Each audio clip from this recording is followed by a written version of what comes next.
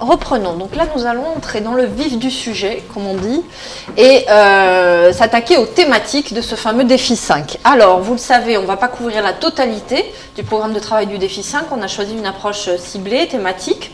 Et donc, on va présenter essentiellement les sujets qui concernent les déchets, les risques, les écotechnologies. Donc, ça va quand même rassembler pas mal de choses dans l'écotechnologie, puisque ce sera toutes les actions de recherche et d'innovation du programme, quelle que soit la thématique, là pour le coup, et les sujets liés à la biodiversité. Donc, avant d'entrer dans le détail, comme on a quand même pas trop le temps d'entrer dans le détail de tous les sujets un par un. On fera peut-être une sélection en fonction de vos intérêts. Donc s'il y a des choses sur lesquelles on s'apprête à passer qui vous intéressent, arrêtez-nous. À l'inverse, si vous voulez qu'on détaille effectivement quelque chose, ou qu'on passe sur quelque chose qu'on est en train de détailler plutôt de la même façon, n'hésitez pas. Je vais faire une introduction rapide sur l'objectif général de ce fameux défi 5. Donc je vous rappelle, défi 5, action climatique, environnement, efficacité des ressources et matières premières. Donc qui est situé, c'est le 5e défi, donc là vous le voyez dans ce tableau-là. Alors vous m'excuserez pour la présentation, c'est un mélange de français et d'anglais parce qu'on a repris aussi des éléments de présentation officielle de la Commission européenne qu'on n'a pas toujours traduit parce que, après tout, on se dit que vous aurez à vous confronter aussi aux documents en anglais puisque ce sont ceux qui font foi, donc voilà. On a été un peu feignants, on n'a rien vous cacher. Donc, c'est... On n'a pas eu le temps, c'est différent. Oui, soyons honnêtes. Donc, ce défi bénéficie d'un budget d'un petit peu plus de 3 milliards, ce qui est relativement important. Ce n'est pas le plus doté dans la palette des défis, mais c'est un budget qui est en tout cas en augmentation par rapport à ce que la thématique pouvait avoir dans le 7e programme cadre.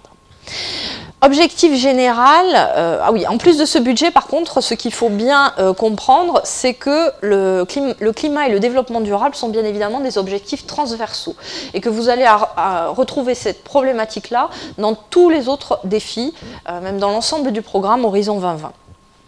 On considère qu'au moins, ou l'Europe considère qu'au moins 60% du budget d'H2020 doit soutenir de manière plus ou moins directe le développement durable. Donc les considérations environnementales seront présentes bien au-delà du défi 5 et bien au-delà des sujets qui vont vous être présentés aujourd'hui. Plus spécifiquement, les dépenses liées aux actions climatiques doivent dépasser, elles, 35% du budget total, ce qui est aussi considérable. L'objectif général du défi, eh bien, évidemment, vous en entendez plus que parler, c'est de lutter contre les effets conjugués du changement climatique et effectivement de lutter contre les effets néfastes ou négatifs des modèles de production et de consommation actuels qui mettent en danger l'avenir de la planète du fait d'une surconsommation des ressources. Le défi climat-environnement, donc efficacité des ressources et matières premières, vise donc à concilier les grandes tendances qui structurent les sociétés actuelles, à savoir la croissance démographique, le changement climatique, et à concilier ces tendances-là avec les limites de la planète en termes de ressources naturelles et d'équilibre des écosystèmes. Il met l'accent aussi sur l'économie verte, on en a parlé tout à l'heure, Solange y reviendra largement tout à l'heure, et bien évidemment, encore une fois, les innovations dans ce domaine-là. Comment est structuré le défi 5? Alors il est d'une part structuré en grands chapitres ou sous-thématiques, en grandes lignes. Vous le voyez ici, il y en a 6, donc que vous allez retrouver de manière plus ou moins constante et permanente dans le programme de travail. Donc vous avez une première ligne qui s'intéresse au changement climatique, adaptation et prévention. Gestion durable des ressources naturelles et des écosystèmes, donc c'est là qu'on va trouver toutes les thématiques liées à les sujets liés à la biodiversité. Approvisionnement en matières premières non énergétiques et non agricoles, puisque les matières premières énergétiques, elles font l'objet de sujets dans un autre défi, qui est le défi énergie, le défi 3, et les matières agricoles relèvent du défi 2. La transition vers l'économie verte grâce à l'éco-innovation, on l'a rapidement abordé tout à l'heure, on va y revenir, et développer des systèmes complets soutenus d'observation et d'information à l'échelle mondiale en matière d'environnement. Donc ça, c'est tout ce qui concerne l'observation de la planète. Et enfin, un dernier sujet sur la préservation des sites de l'héritage culturel européen. Sites comprenant effectivement les infrastructures culturelles. À ces lignes, qui seront donc des lignes récurrentes dans le programme de travail, vous l'aurez compris, s'ajoutent des sujets qui font partie de ce qu'on a brièvement abordé tout à l'heure, les fameux focus areas qui sont définis dans le programme stratégique. Il y en a 5, je vous l'avais dit tout à l'heure, qui concernent la thématique environnement. Donc Blue Growth, Unlocking the Potential of the Oceans, c'est tout ce qui concerne l'utilisation, l'exploitation des ressources maritimes. Efficacité énergétique, que vous allez retrouver dans le défi 3. SC3, ce que vous voyez à la fin des lignes. SC2, SC3, c'est Specific Challenge 2, Specific Challenge 3. C'est donc en anglais, c'est les défis. Défi 2, défi 3. Le focus area sur les déchets, donc waste, que vous retrouvez intégralement dans le défi 5, c'est celui qu'on va présenter dans quelques minutes. Le défi lié à l'innovation autour de l'eau, que vous retrouvez aussi intégralement dans le défi 5. Alors on ne va pas l'aborder dans son intégralité, mais par contre les sujets vont être présentés en lien avec la thématique éco-innovation qu'on a choisi d'aborder aujourd'hui. Et enfin, la résilience aux risques, aux catastrophes naturelles, la prévention, mitigation, etc. Voilà. Et donc ça, ce sont les deux de focus area que je vais donc aborder dans le cadre de ma présentation. Solange, elle, se concentrera sur les sujets biodiversité et écotechnologie. Moi, je vais vous faire la présentation des sujets liés aux déchets et aux risques. Voilà, alors les dates. Après, j'entrerai dans le détail des thématiques, mais de manière générale, je vous présente les dates des appels telles qu'elles sont publiées. Donc les publications des appels, on vous l'a dit tout à l'heure, ça se fera dans 2 jours, donc le 11 décembre 2013. Pour les appels en une étape, la deadline en 2014 est le 8 avril. Pour les appels en 2015, c'est le 10 mars. Pour l'étape 1 des appels en 2 étapes, la deadline est le 8 avril pour les appels 2014 et le 16 octobre pour les appels 2015. Et pour l'étape 2 des appels en 2 étapes, 2014, 16 septembre 2014. Et pour les appels 2015, le 10 mars 2015. Voilà, les dates sont d'ores et déjà connues. Vous le voyez. Elles sont similaires, que ce soit pour les focus area ou les sujets qui font partie des thématiques récurrentes du programme de travail du défi 5 et qui sont identifiés sur la ligne SC5. Voilà. Là, vous avez la répartition en termes de budget. Effectivement, vous voyez que bien évidemment les sujets globalement les mieux dotés sont ceux des lignes récurrentes du défi 5, la ligne SC5, et vous voyez ce qui est alloué au focus area, déchets, eau notamment, et aux autres focus area, ainsi qu'au Fast Track to Innovation dont on a parlé tout à l'heure. L'équilibre, grosso modo, entre 2014 et 2015 est respecté. Il y a sur eau un budget plus important, par contre, en 2015, ainsi que sur le défi 5. Donc, voilà, beaucoup de choses à venir. Allons-y, donc je commence par le focus area sur le thème des déchets. Donc l'idée, l'objectif général, c'est effectivement que ces déchets sont une ressource à proprement parler et doivent devenir une véritable opportunité pour les sociétés, pour l'économie et pour l'environnement de l'Europe dans les prochaines années. Donc il s'agit de créer autour des déchets un véritable marché et de faire de l'Europe le leader de ce marché au niveau mondial. Donc pour cela, bien évidemment, il faut fortement développer l'innovation à travers tout le cycle de production et de consommation, dans tous les secteurs d'activité. Il n'y a pas de restriction quant au secteur d'activité visé. Et il faut aussi, bien évidemment, améliorer l'organisation des acteurs autour de cette activité-là, et impliquer l'ensemble des acteurs, mobiliser l'ensemble des acteurs autour du développement de cette activité économique.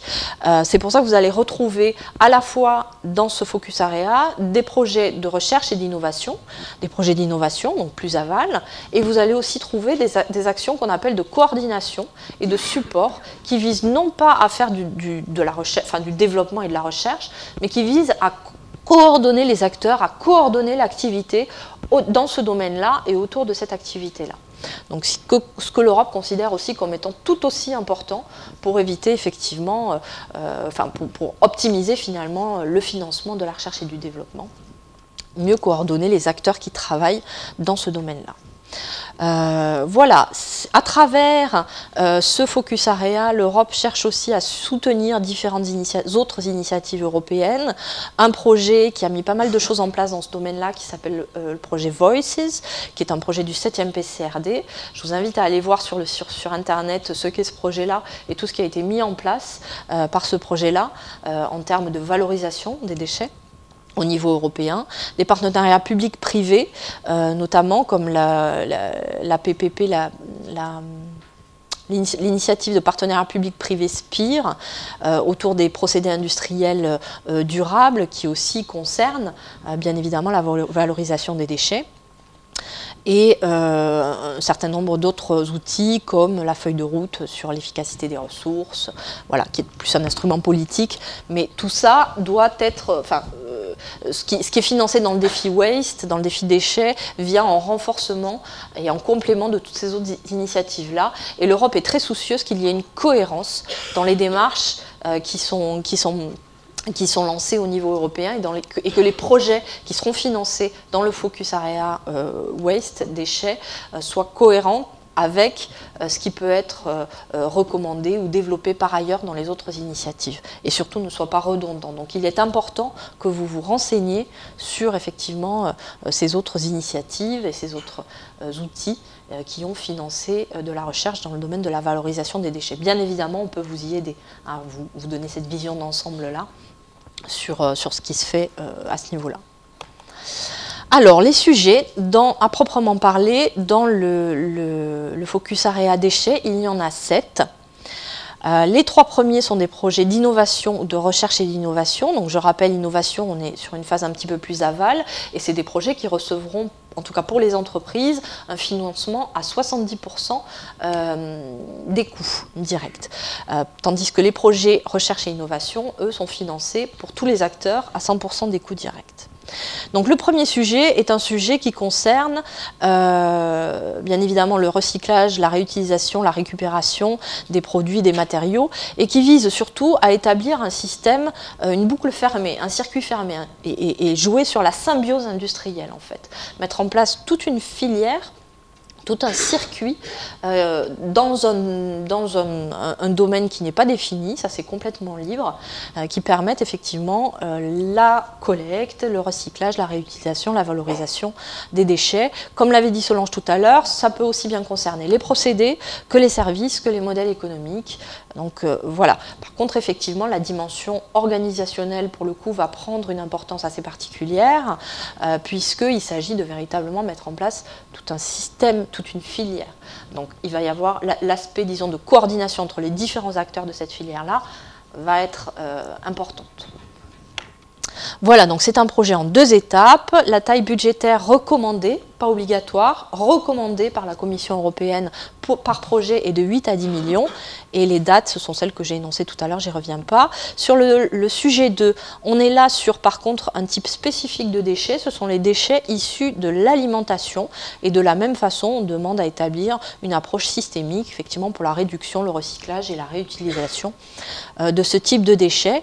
Déchets issus de l'alimentation, y compris les emballages. Donc voilà, reconversion. Projet en 2 étapes, encore une fois, projet de recherche et d'innovation. Donc là, on est plus sur une phase amont. Taille budgétaire de 9 millions environ. Et donc en 2 étapes, vous avez les dates également. Le troisième sujet concerne également un type de déchets spécifiques. Ce sont les déchets issus de produits complexes, comme les produits technologiques complexes en fin de vie, y compris les produits issus des TIC, les ordinateurs, les postes télé et compagnie. Ou la récupération de matières premières issues du bâtiment, enfin de la construction. Donc déchets type métaux, composites, briques, plaques de plâtre, verre, bois, qui sont des déchets voilà, spécifiquement liés à l'activité de construction et au bâtiment, de la démolition. Et donc ce projet-là vise ces 2 types de déchets spécifiques. C'est un projet de recherche et d'innovation en une étape, taille recommandée de 6 à 8 millions, et donc date de soumission le 8 avril 2014. Sujet numéro 4, on est là plus sur des projets, comme je vous l'ai expliqué, de recherche et d'innovation, mais bien sur des actions de coordination et de support. Donc il s'agit là aux acteurs impliqués dans ces activités-là, de recyclage et de valorisation des déchets, de se coordonner à une échelle assez large, puisque là on vise effectivement l'échelle européenne et l'échelle mondiale. Vous le voyez, le sujet 4 est divisé en 4 sous-sujets, 3 qui paraîtront en 2014, 1 qui paraîtra en 2015, et vous le voyez, ça tourne grosso modo pour les 3 sujets 2014 autour de l'établissement d'une plateforme européenne d'acteurs clés pour atteindre un niveau 0 de déchets. Le second sujet vise plus à établir une feuille de route, une stratégie globale en ce qui concerne la dissémination des bonnes pratiques et des standards en ce qui concerne la gestion des déchets. Et le troisième, c'est l'établissement d'un réseau européen qui permettrait de faire l'inventaire, donc de créer une base de données des matières premières secondaires.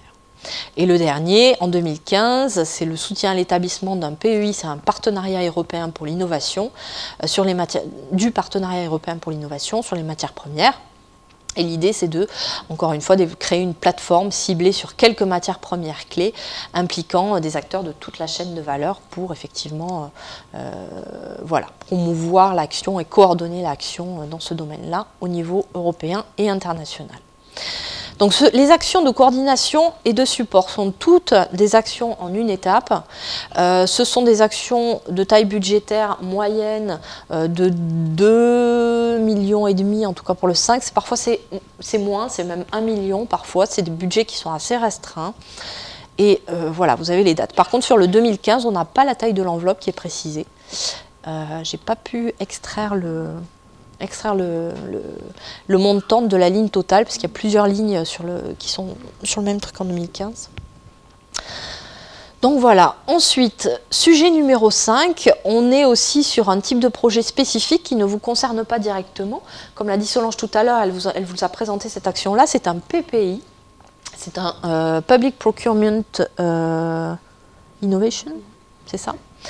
Et l'idée, effectivement, c'est de rassembler les acheteurs publics au sein d'un même projet pour préparer le lancement d'un marché public commun, conjoint, en fait, auquel potentiellement, pour le coup, vous, PME ou chercheurs, pourriez potentiellement répondre pour proposer, amener les solutions qui seraient à acheter, finalement, par ces acteurs publics.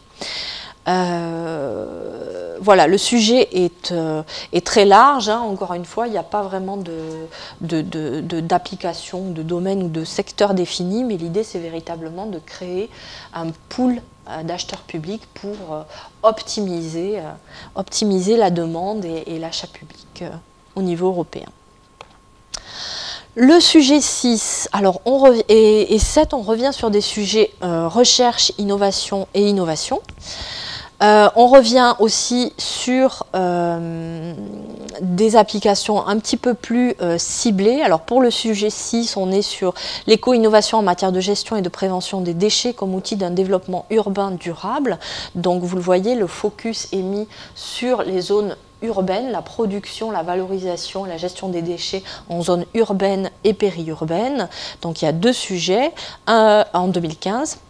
Un sujet innovation en 2 étapes avec une taille budgétaire de 8 à 10 millions et un sujet en 2 étapes aussi recherche et innovation, donc plus amont, avec une taille budgétaire de 4 à 5 millions par projet, bien évidemment.